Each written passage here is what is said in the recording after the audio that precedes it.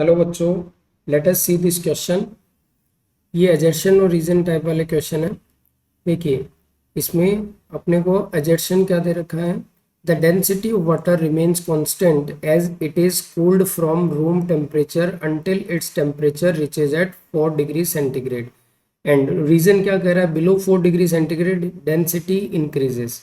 Late us see first अपन इसको थोड़ा सा डिसाइड करते हैं।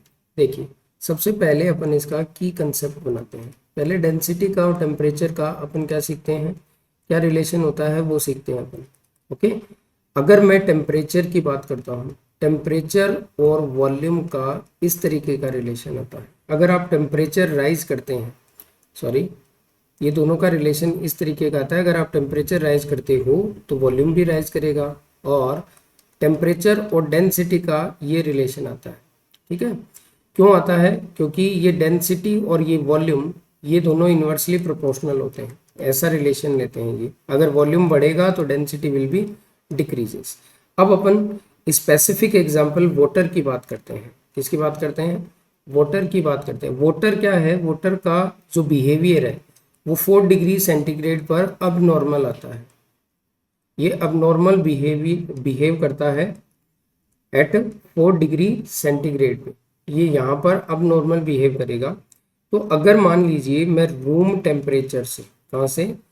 रूम टेम्परेचर से अगर मैं 4 डिग्री सेंटीग्रेड तक आता हूँ, अभी मैं 4 डिग्री पे पहुंचा नहीं हूँ, 4 डिग्री से पहले अगर मैं देखूंगा तो जैसे जैसे टेम्परेचर डिक्रीज होगा वॉल्यूम भी डिक्रीज होगा, और उससे डेंसिटी क्या होगा? इंक्रीज होगा। ठीक है ना? 4 डिग्री पे पहुंचे नहीं है अभी, 4 डिग्री से जस्ट पहले टेम्परेचर अगर डिक्रीज है, वॉल्यूम डिक्रीज होगा और ये रो इंक्रीज होगा। ओके, अब अपन 4 डिग्री पे आए। 4 डिग्री पे आते ही डेंसिटी क्या हो जाती है? मैक्सिमम हो जाती है। अब बिलो 4 डिग्री की बात करते हैं ना, ये तो बियॉन्ड 4 डिग्री हो गया। ये कौन सा हो गया? Beyond 4 degree centigrade. अब अपन बिलो 4 डिग्री सेंटीग्रेड की बात करते हैं।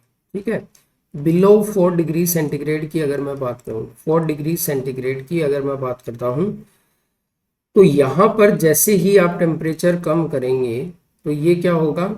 अगर टेम्परेचर कम करेंगे तो वॉल्यूम इस बार बढ़ेगा और डेंसिटी इस बार क्या होगी? डिक्रीज होगी। ठीक है ना?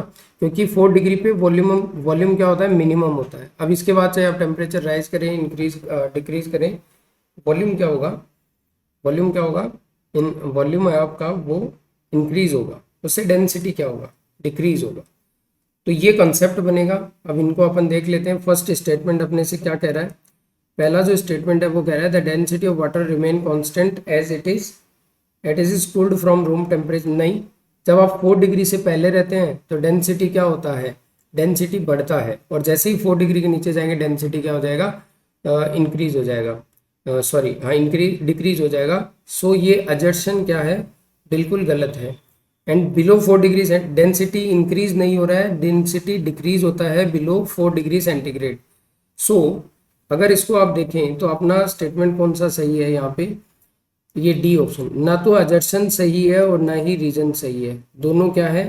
फॉल्स है। तो both assertion and reason false. Hope you the final answer is option D. Hope you understood it well. Best of